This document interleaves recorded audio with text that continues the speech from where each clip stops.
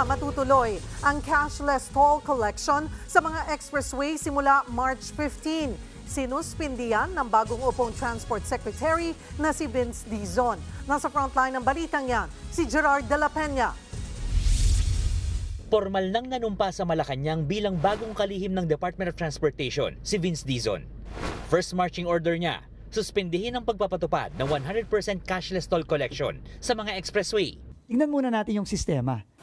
Diba? Is there a way to make it more efficient? Okay ba? Lahat ba ng barrier gumagana? Lahat ba ng RFID nababasa?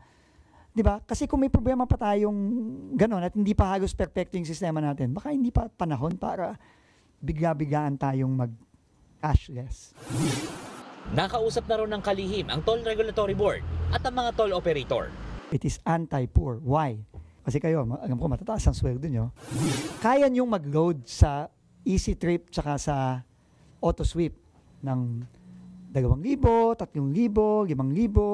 Pero paano yung mga kababayan natin na sagad-sagad ang budget?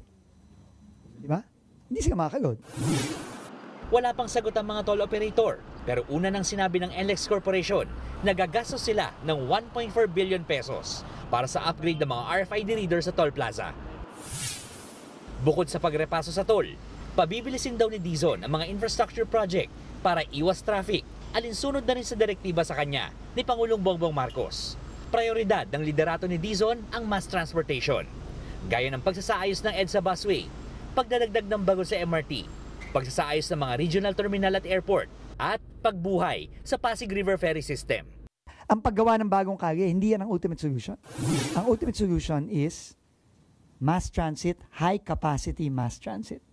That's the ultimate solution. And also, making the environment in the city conducive for people to walk. We're not going to fix traffic in 5 years, maybe not even in 10 years. Itutuloy naman daw ni Dizon ang pagsasapribado ng operasyon ng iba't ibang infrastructure projects. Kabilang sa minana niya sa DOTR ang issue sa Public Transport Modernization Program. Tuloy din daw yan, pero kailangan pa ng dialogo. Ang kailangan talagang kausapin natin dito ay yung mga transport workers, yung ating mga operator, yung ating mga driver. Kung meron din silang mga lehitimong concerns na kailangan pakinggan ng gobyerno.